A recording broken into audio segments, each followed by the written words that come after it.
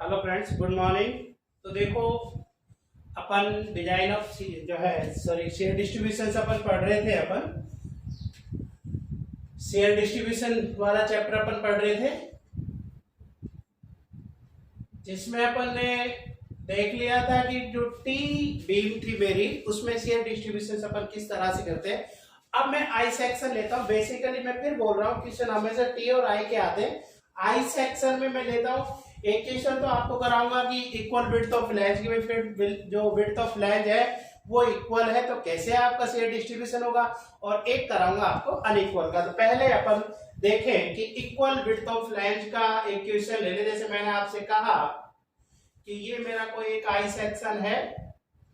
पहले मैं आपको डायग्राम बड़ा बता देता हूं किस तरह से ड्रॉ होगा, फिर अपन उस क्वेश्चन को सॉल्व कर लेंगे। ठीक है भाई? कोई बिल्कुल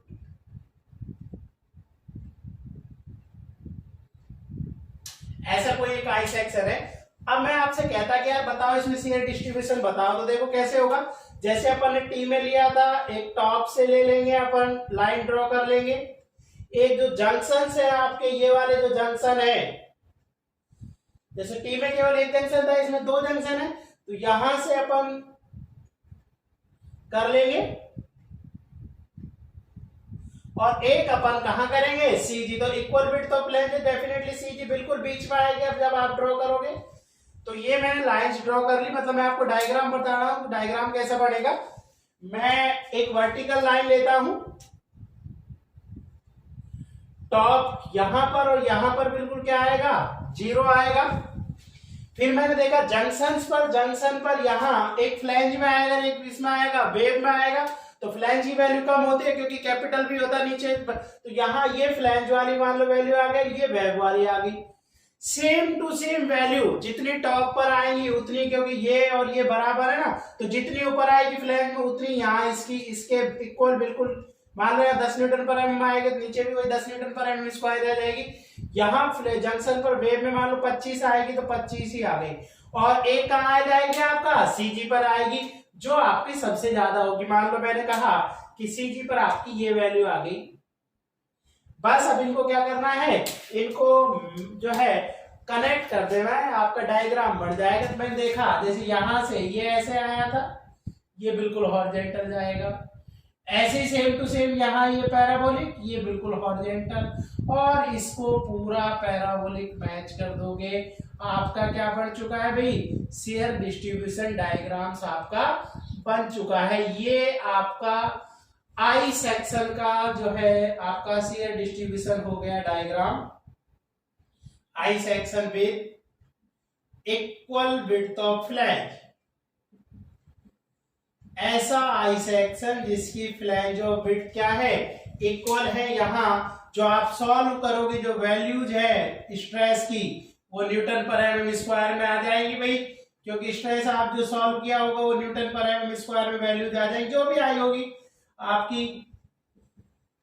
मान लो मैं कहता हूँ 5, तो 5 न्यूटन पर एम स्क्वायर, या मान लो आगे 25, तो 25 न्यूटन पर, मान लो या 32 वैल्यू आई तो 32 न्यूटन पर। इस तरह से मेरा जो है I section with equal width of flange का क्या हो जाएगा, शेयर डिस्ट्रीब्यूशन डायग्राम्स आपका ड्रॉ हो जाएगा। तो अपन यहां देख लिया कि आई जो है उसका किस तरह से जो है शेयर डिस्ट्रीब्यूशन डायग्राम आपका बनता है। अब मैं बस एक क्वेश्चन क्या कर लेता हूं, सॉल्व कर लेता हूं। मेरी बात जो है, मेरा क्वेश्चन सॉल्व हो जाएगा। मैं फिर बोल रहा हूं, मोमेंट ऑफ इनर्शिया के ऊपर ये चैप्टर पूरा डिपेंडेबल था। अगर आपको मोमेंट ऑफ इनर्शिया वाला चैप्टर अच्छे से कर रखा है या आता है, तो आप ये लगा लो कि शेयर वाला, share distribution, bending distribution, design of columns, ये चैप्टर बिल्कुल इसी के ऊपर डिपेंड है। सारे क्वेश्चंस आपके इनसे सॉल्व हो जाते हैं। तो ये मेरा हो गया, अभी मिटा देता हूं, मैं क्वेश्चन सॉल्व कर लेता हूं अपन।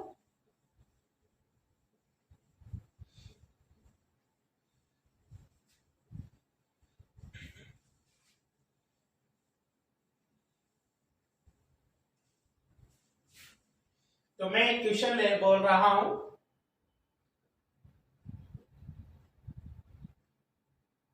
Draw the shear distribution diagram, draw the shear distribution diagram of a I section with equal width of flange.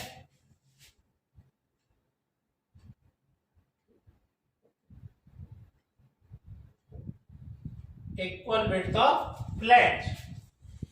वो कहता है if I section carrying a shear force, वो कहता है 50 किलो न्यूटन। शेयर फोर्स कितना ले रहा है? वो 50 किलो न्यूटन ले रहा है। देखो कई बार ये आपसे क्या करता है, कई बार तो उसने आपको सीधा शेयर फोर्स दे दिया है, कई बार वो आपसे कहता है कि जैसे आपका शेयर वाला design draw the shear distribution shear gram of I section equal width, तो यहां तक ठीक। If I section carrying a, वो आप if I section carrying a UDL, मान लो वो कह देता है UDL 10 kilo newton per metre and the span of I section as, मान लो उसने कह दिया 5 मीटर या वो कह देता 4 मीटर। तो अब आपको ये 10 किलो न्यूटन पर मीटर दे रखा है, ये शियर फोर्स नहीं है। शियर फोर्स तो जो एक तरह से मैक्सिमम शियर के लिए डिजाइन में सपोर्ट का है। तो शियर फोर्स कैसे निकालोगे? अब WL/2, क्योंकि जो सपोर्ट रिएक्शन है वही शियर फोर्स होगी ना, आपको मैक्सिमम शियर फोर्स के लिए डिजाइन कर रहे हैं। तो ये जो है कितना आ जाता? 10 गुणा 4/2, ये 20 किलो न्यूटन शियर फोर्स के लिए डिजाइन होगा। बात समझ गए ना? अगर आपको लोड दे रखा है और वो आपसे कहता कि मेरे को जो है शेयर डिस्ट्रीब्यूशन डायग्राम करो, तो ये वाला शेयर फोर्स की वैल्यू नहीं है आपका, ये यूटीएल लोड है। शेयर फोर्स निकालने के लिए WL/2 कर लोगे तो 20 किलो न्यूटन आपका आ जाएगा। लेकिन यहाँ तो सीधा आपको शेयर फोर्स की वैल्यू दे रखी है 50 किलो न्यूटन, ठीक है। मतलब आप समझ जाएंगे, कभी भी किलो न्यूटन पर मीटर दे रखी है तो इसका मतलब वो लोड दे रखा है, ठीक है ना। वो आपसे कहता है लोड इतना, तो आपका जो बीम के ऊपर तो उसको निकालने के लिए WL/2 से आप उसकी वैल्यू निकाल लेते हैं कि कितने शेयर के फोर्स के लिए अपन को डिजाइन करना है। तो कई बार आपको डायरेक्ट शेयर फोर्स ना देकर कितना लोड वो कैरी कर रहा है वो वैल्यू दे देता है, WL/2 करके आप वैल्यू निकाल। तो अपन देखा कि मान लो ये आपसे कहते हैं कि आई सेक्शन है,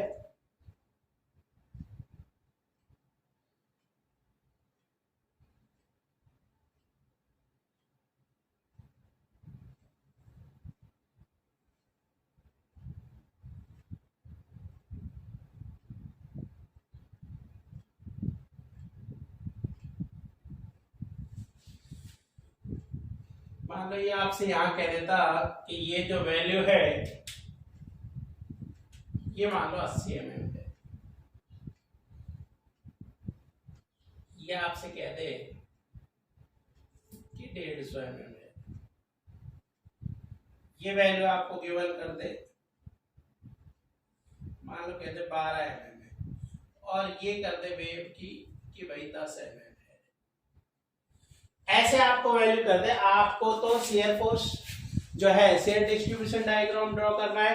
तो मैंने आपको बता रखा सबसे पहला काम होता है क्या निकालने का? भाई सबसे पहले मोमेंट ऑफ इनर्शिया निकालने का होता है। तो मोमेंट ऑफ इनर्शिया के लिए आप क्या करोगे? मैं आपको समझा ही दिया था भाई, क्या करेंगे? नंबरिंग कर लेंगे, 1 नंबर, 2 नंबर और 3 नंबर। क्या करोगे? A1 A2 A3 निकाल लोगे भाई, A1 निकाल लोगे आपका काम है, A2 निकाल लोगे आपका काम है, A3 निकाल लोगे आपका काम है, Y1 निकाल लोगे, खुद को निकाल लोगे, नीचे बेस मान लोगे, मैंने क्या इक्वेशन करा दिए, Y2 निकाल लोगे और Y3 निकाल लोगे। तो A1 A2 A3 निकाल लिया, Y1 Y2 Y3, Y बार निकाल लोगे, A1 Y1 plus A2 Y2 plus A3 Y3 upon A1 plus A2 plus A3। आप सॉल्व करोगे तो डेफिनेटली 75 mm आ जाएगी। आप कर लेना भाई सॉल्व, 75 mm आपकी वैल्यू निकल कर आ जाएगी। इसी से आप क्या कर लोगे? IXX निकाल लोगे। IXX कैसे आ जाएगा आपका? IXX 1 प्लस आई एक्स एक्स 2, ये सब मैंने मोमेंट ऑफ इनर्शिया वाले चैप्टर में बता दिया था। आई एक्स एक्स 3, तो आपने आई एक्स एक्स जो है वैल्यू निकल के आ जाएगी आपकी, आई एक्स एक्स mm4 में आपकी वैल्यू निकल के आ जाएगी, कोई भी एक वैल्यू आपकी निकल के आ जाएगी mm4 में। तो अपन यहाँ देखा कि ये तो इतना पार्ट तो हो जाता है आपका, मूवमेंट ऑफ इनर्शिया तक का पार्ट हो जाता है। अब मुझे निकालना है बेसिकली शेयर डिस्ट्रीब्यूशन की वैल्यू मेरी यहाँ पर कितनी निकल के आनी है। तो आपने देखा कि शेयर डिस्ट्रीब्यूशन अपन जंक्शन पर पहला अपना जो हेडिंग होगा शेयर डिस्ट्रीब्यूशन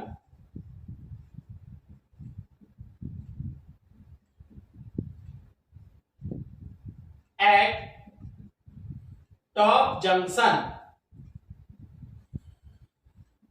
जो ऊपर वाला जंक्शन हालांकि सॉल्व करेंगे बॉटम वाले पे सेम भी आएगा पर अनइक्वल में अलग अलग आता है, इसलिए आप टॉप और बॉटम लिखेंगे। यहाँ टॉप जंक्शन लिख लिया अपन ने भाई, तो share distribution of top junction.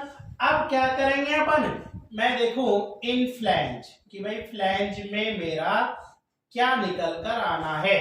तो इन फ्लैंज में मेरी क्या निकल के आएगी, टाउ जो शेयर आएगी F A Y bar upon I capital B, क्योंकि फ्लैंज में निकाल रहा हूं तो कैपिटल बी। अब एफ मेरे पास है भाई, एफ मेरे पास है कितना 50 किलो न्यूटन, तो 50 किलो न्यूटन को मैं लिख लिया 50 गुणा 10 की घात 3 न्यूटन। ए वाई बार कैसे निकालूंगा, मैं बोल रहा हूं यहां निकाल रहा हूं, तो जस्ट इससे ऊपर वाला एरिया और उसकी सीजी, कहां से, जो मेन कंपाउंड की सीजी होगी उससे डिस्टेंस, यहां मेन कंपाउंड की मुझे पता ही है, मेन कंपाउंड की नीचे से मेरी कितनी निकल के आ गई थी, मैं निकाल चुका हूं 75 mm है।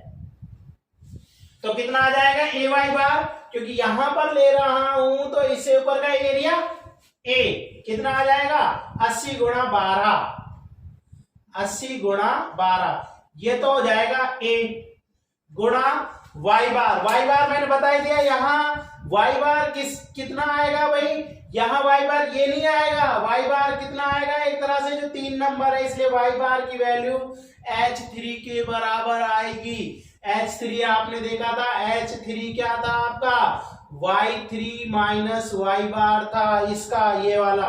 तो अगर आपने निकाला होगा तो Y3 उसका आया होगा 112 में से 6 घटा दो, कितना आपका, जब आपने निकाला होगा H3 आपने सॉल्व किया होगा तो ये Y3 आया होगा 144, 144 में से 75 घटा दो, ये H3 की वैल्यू आई होगी डेफिनेटली। आप देखोगे कितना आएगा भाई, ये 44 और 25 73 आया होगा, शायद 69 mm आया होगा।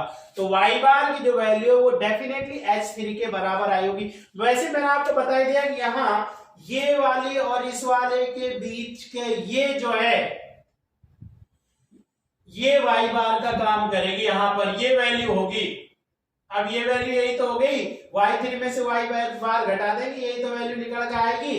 कितनी आ गई भैया आपका 69 mm आपका यहाँ पर निकल के आ गया। तो 69 जो है ये वाई बार की वैल्यू आपकी हो गई। क्या करेंगे अपन, ए वाई बार देख लो कितना आ गया भाई, कैलसी लीजिए 80 गुणा 12 गुणा 69,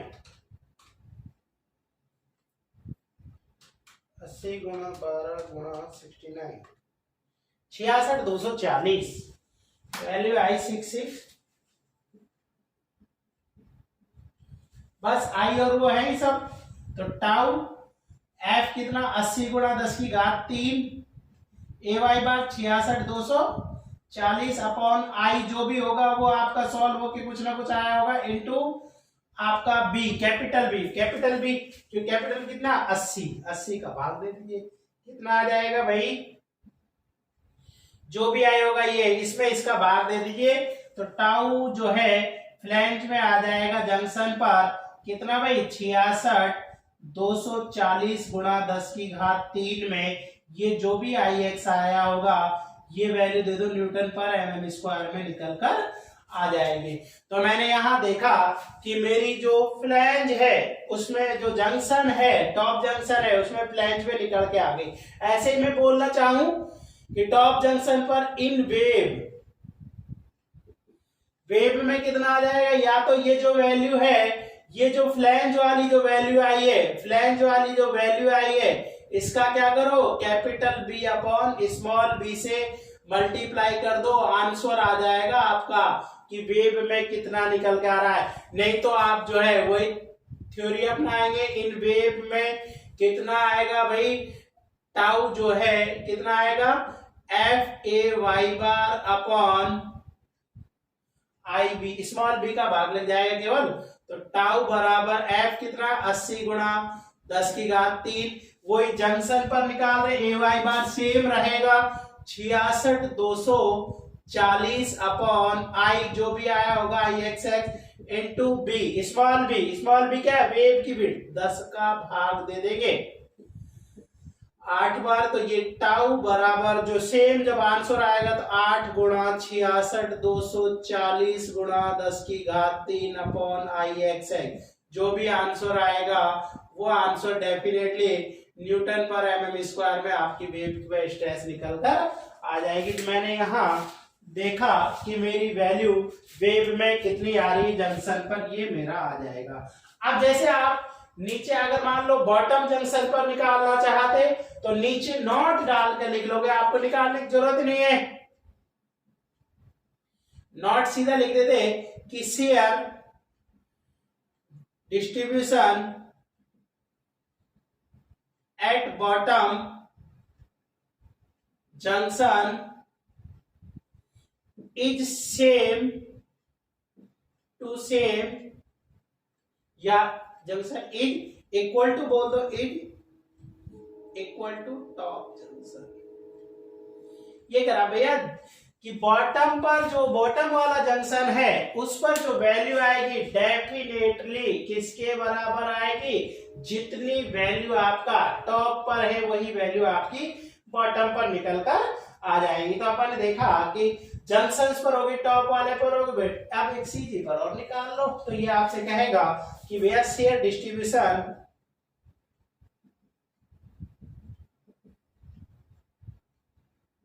एट सीजी पर कितना होगा, टाउ बराबर F A Y bar upon I, small भी आएगा क्योंकि सीजी तो डेफिनेटली वेव में है ना, तो स्मॉल भी। देखो एफ मेरे पास है, एफ मेरे पास है भाई, एफ मेरे पास है, एफ है मेरे पास 80 किलोमीटर, ए वाई बार और देख लो बस, ए वाई बार आ गया तो आपका क्वेश्चन ही हो जाएगा।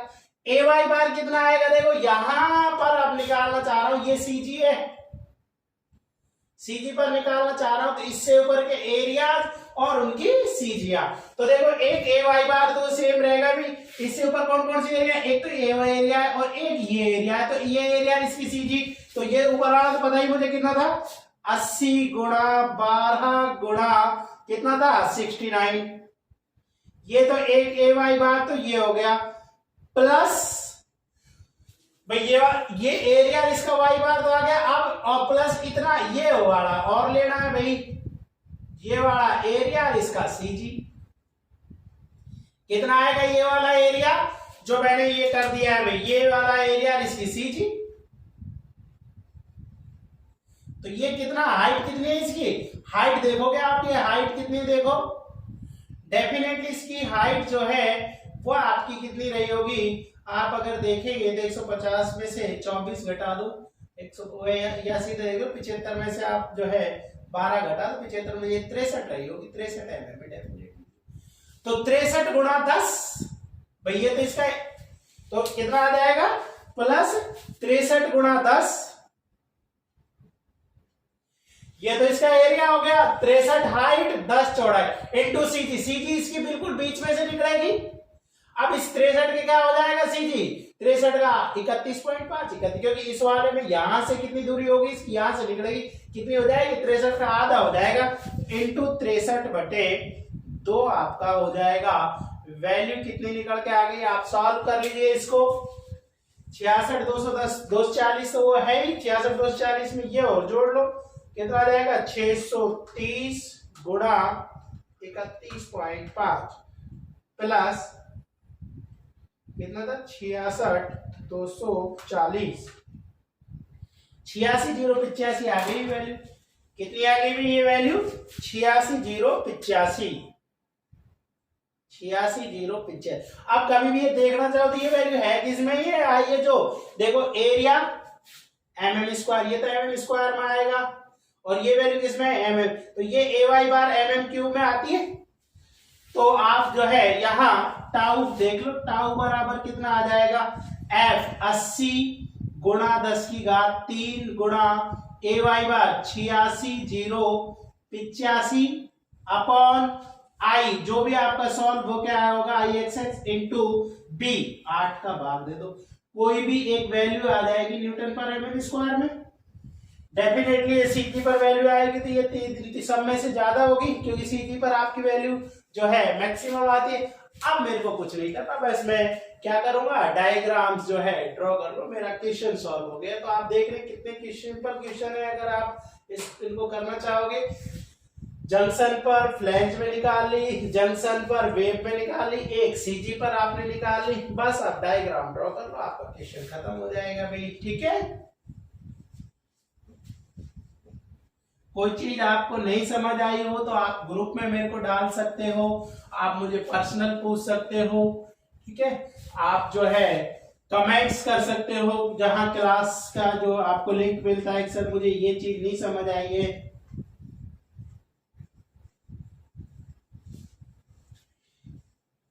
तो मैंने समझाया था, एक आप लाइन ड्रॉ करेंगे, टॉप से एक, बॉटम से और एक सीधी वाली। तो डेफिनेटली बिल्कुल आउटर फाइबर पर 0 होती है, यहाँ आया तो 0 हो जाएगी। इस जंक्शन पर एक तो फ्लैंज में आई होगी, फ्लैंज की वैल्यू तो कम आई होगी, और एक वेव में आई होगी, वो आपका मेंशन कर। ऐसे नीचे वाली सेम आई होगी फ्लैंज और वेव में, एक सीधी पर आई होगी तो सबसे ज्यादा आई होगी, तो आ गई।